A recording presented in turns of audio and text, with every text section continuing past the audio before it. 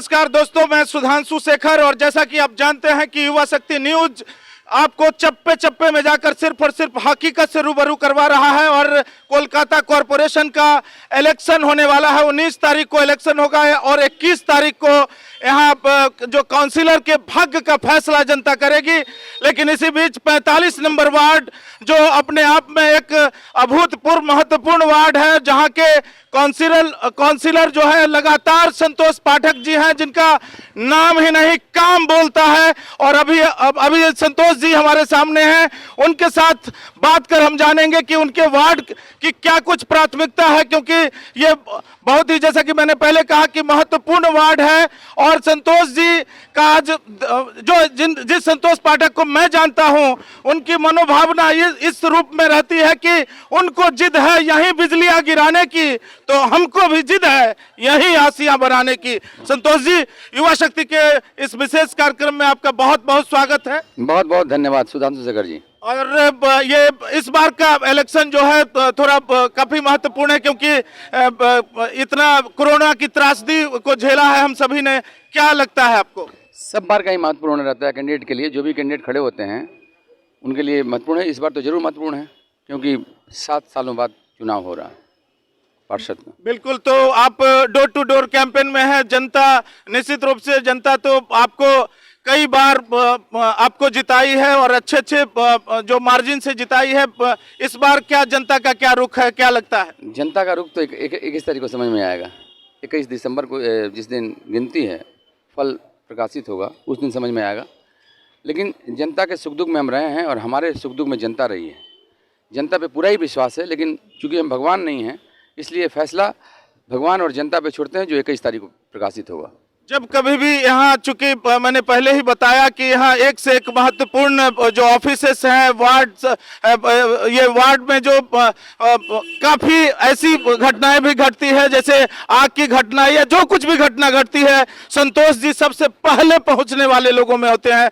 तो ये सब जो मान लीजिए बेतरतीब जो चीजें हैं, उसको निश्चित रूप से कॉरपोरेशन में आप एक कांग्रेस के सिपाही के रूप में अपनी चीजों को उठाते हैं। आपका बोर्ड नहीं है, फिर भी और क्या विकास चाहते हैं जो आपको सपोर्ट नहीं मिल पा रहा हो?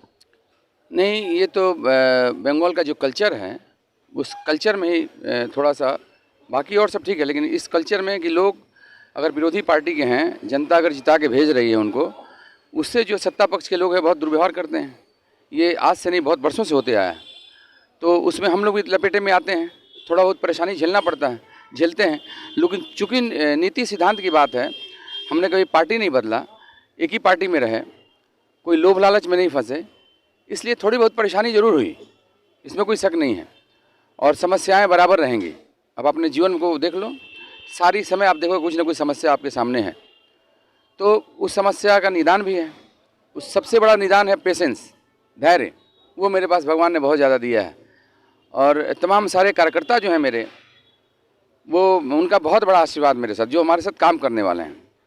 हो सकता है कहीं कहीं कोई लोग नाराज़ हों, लेकिन हम बराबर ये कहते हैं कि आप हमारे माध्यम से डायरेक्ट आओ, हमसे जुड़ो, हमको बोलो। अगर किसी कार्यकर्ता के चलते कोई असुविधा है, तो चूँकि बहुत ज़्यादा यहाँ हिंदी भाषी लोग हैं, और सही बात यह है कि पानी रखने के लिए भी झमेला हो जाता है, जूता रखने के लिए भी झमेला हो जाता है, तो उसी में थोड़ा बहुत जो लोग हैं वो जाके उसको समझना पड़ता है।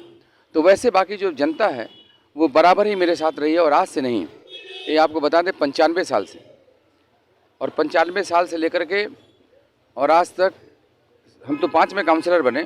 उसके पहले हम यहाँ के विधानसभा के सदस्य थे, तापस राय, ऑल बंगाल के छात्र परिषद के अध्यक्ष थे। तृणमूल में चले गए, तृणमूल के नेता हैं, वो मंत्री हैं, उनका हम इलेक्शन एंटर आए।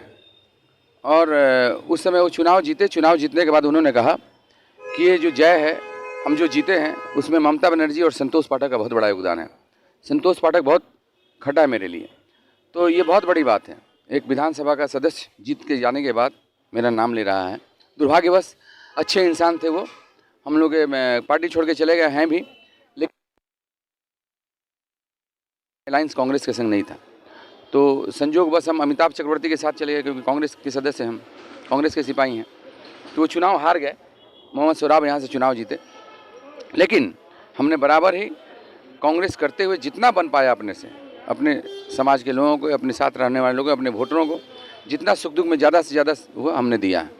जैसा कि आपको संतोष जी ने भी बताया और हम सभी जानते हैं कि लोगों के सुख दुख में, चाहे वो इनका सपोर्टर है, विरोधी है, उससे कोई मतलब नहीं रख के संतोष जी ने सबके दिलों में एक जगह बनाई है। और इनका दिलो दिमाग सिर्फ और जिस तरीके से विपरीत परिस्थितियों में आज का जो राजनीति है उसको आप जानते हैं कि किस तरीके से छोटे छोटे फायदे के लिए लोग पार्टी बदल देते हैं, लेकिन संतोष पाठक जी एक चट्टान की तरह कांग्रेस के साथ बने हुए रहे और इनके दिलो दिमाग में ये बात घर कर गई है कि धरकर चरण विजित श्रृंगों पर झंडा वही उड़ाते हैं जो अपनी उंगली पर ही खंजर की जंग चुराते हैं। सज्जनों, आपको इसके अलावा भी इस वार्ड के चप्पे चप्पे में जाकर आपको हकीकत और सिर्फ हकीकत से रूबरू करवाएंगे, लेकिन अभी लेते हैं एक छोटा सा ब्रेक के बाद भी संतोष पाठक जी से बातचीत का यह सिलसिला जारी रहेगा। अपने इलाके की खबरों को जानने के लिए युवा शक्ति चैनल को सब्सक्राइब करें।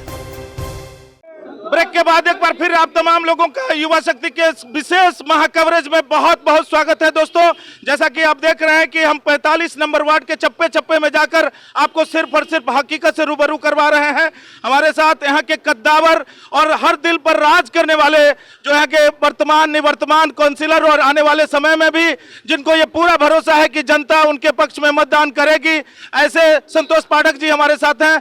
संतोष जी, आप एक राष्ट्रीय नेता भी हैं कांग्रेस के और जिस तरीके से आपकी जो लोगों के प्रति और लोगों से हमने मिल के जो देखा है, समझा है कि लोगों का एक अगाध प्रेम स्नेह आपके प्रति है, ये तो है ही। इसके अलावा ये बताइए कि यहाँ जो पश्चिम बंगाल में जो अभी राजनीतिक माहौल है उसको किस नज़रिए से देखते हैं और आने वाले यूपी चुनाव के लिए भी आपसे क्वेश्चन रहेगा।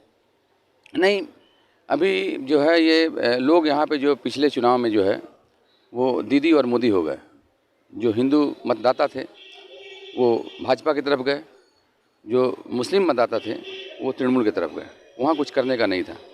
और हम लोग जब घरों में गए और अभी जो चुनाव के बाद हम अभी इस चुनाव में जब गए, एक बहुत ही प्रतिष्ठित घराने की महिला, मुस्लिम महिला बोले, बाबू देखो हम तो उस समय वोट नहीं दिए इसलिए कि मोदी हो सकता था हम लोग को हटा दें, इसलिए हम लोगों ने वोट तुमको नहीं दिया, लेकिन इस बार कोई भी आया, इस बार वोट आपका है।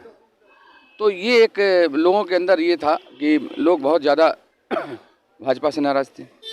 जो हिंदू वर्ग था वो दीदी से नाराज़ था। तो वो जो है पोलराइजेशन हुआ और वो वोट जो है बट गया।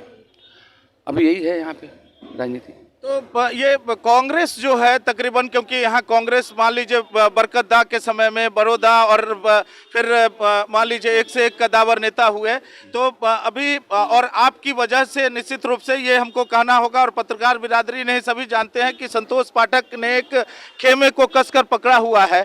तो कांग्रेस कहीं ना कहीं बैक फुट पर आती नजर आ रही है पूरे देश स्तर पर भी। हमने पहले ही कहा उत्थान पतन होता है। बीजेपी पार्टी जो 2 पे थी, 1 पे थी नहीं। दीदी जो है वो 1 पे थी, यहाँ से यहाँ तक गई। तो राजनीति में और भी सामाजिक जीवन में, हर जीवन में जो है उत्थान पतन होता है। और उस उत्थान पतन में संख्या में हम लोग कम जरूर हुए हैं, लेकिन ये ज़रूर है कि जो भी जो विचारधारा के लोग हैं, कांग्रेसी विचारधारा के लोग हैं, गांधी विचारधारा के लोग हैं, वो लोग आज भी, आप अगर जाओगे गाँव में, आज भी उस ढंग से बीजेपी नहीं, हर सब जगह नहीं जा पाई। लेकिन कांग्रेस के आज भी 2-4 सिपाही जो हैं, हर बिना कुछ मिला। बहुत ऐसे लोग हैं, बहुत ऐसे लोग हैं जो जिनको कुछ नहीं मिला कि तो वो कांग्रेस पार्टी के चलते मेरे साथ हैं। तो ये है, उत्थान पतन होता है। आने वाला समय देखिएगा, हो सकता है फिर हम लोग ज़्यादा संख्या लेके आएँ, लेकिन ये राजनीति में चलता है। संतोष जी, आखिरी सवाल कि यहाँ की जनता फिर अगर आपको मौका देती है तो सबसे पहले, क्योंकि आपको पता है कि यहाँ क्या समस्याएं हैं और कैसे समाधान करना है, तो आप क्या करना चाहेंगे? नहीं, सबसे बड़ा समस्या लोगों के बीच में रहना। जो हमारे फुटपाथ पे भाई हैं, घर में या अमीर हैं, गरीब हैं, उनके साथ रहना, उनके तकलीफ़ में रहना, ये सबसे बड़ी बात है। उसके बाद और जो समस्या वो तो होती रहेगी, उसको हम लोग देखेंगे। वो तो जैसे मान लीजिए रोड बना, ये गवर्नमेंट का पैसा है, इसमें तो अपना कुछ नहीं है, लेकिन किसी के तकलीफ़ में जाके खड़ा हो जाना, ये बहुत बड़ी बात है। ये सांसद विधायक संभव नहीं है उन लोगों से या और लोगों से, लेकिन हम लोगों ने बचपन से ही देखा है, रहा है, सीखा है कि कैसे लोगों के सुख दुख में रहा जाता है, कैसे किसी का तकलीफ़ में साथ दिया जाता है, वो जानते हैं। और ये करना कि हम लोगों के बीच हैं, इसलिए जो है आज भी कांग्रेस पार्टी का वोट बहुत कम हो गया, लेकिन उसके बावजूद जब हम चुनाव में खड़े होते हैं, इस बार भी आप देखो विधानसभा में आप देखोगे फुआद हकीम जो विधानसभा के अब्दुल हलीम के लड़के थे, हलीम साहब के इंतकाल कर गए। फुआद हलीम हमारे वार्ड के 2 लोग हैं, शायद यहाँ पर होंगे भी, उनको हम भेजे, इनके परिवार के एक सदस्य हैं धनंजय के, उनको हम भेजे डायलिसिस करने के लिए। सिर्फ आप विश्वास नहीं करोगे 50 रुपया में वो लड़का जो है डॉक्टर फुआद हकीम 2 वार्ड के लोगों का वो सिर्फ 50 रुपये में डायलिसिस कर रहा है, जो 1500-2000 रुपया लगता है। उसके बाद भी मुस्लिम मतदाता थे वहाँ, उसको मिला 7000 वोट, हमको मिला 15000 वोट। सारे लोगों का जमानत जब्त हुआ, लेकिन हमको लोग जो हैं कहीं ना कहीं ज़रूर मान सम्मान दिए। इसके लिए जो भी मतदाता वोट दिए, जो नहीं दिए, सबको मेरा रिगार्ड है। और जो यहाँ के लोग हैं बहुत ही प्यार करते हैं। हमको इस बार भी विश्वास है कि सारे लोग मतदाता जो हैं हमारे पक्ष में मतदान करेंगे। यहाँ के लोग मुझे बहुत प्यार करते हैं और मुझे पूरा भरोसा है कि लोग हमारे पक्ष में मतदान करेंगे और फिर हमको जीत का सेहरा पहनाएंगे, ये संतोष पाठक जी का कहना है। दोस्तों, इसके अलावा भी यहाँ के चप्पे चप्पे में जाकर आपको सिर्फ और सिर्फ हकीकत से रूबरू करवाएंगे, लेकिन इन पंक्तियों के साथ जो आज संतोष पाठक और उनके जितने भी समर्थक हैं उनके दिलो दिमाग में है कि बढ़ चल टुकड़ी सोच नहीं तनिक क्या बीता, डरते हैं डरपोक यहाँ बांध गले रेशम का फीता, यह तो समर यहाँ मुट्ठी भर मिट्टी जिसने चूमी जीता। दोस्तों, कैमरामैन राजेंद्र के साथ मैं सुधांशु शेखर, युवा शक्ति न्यूज।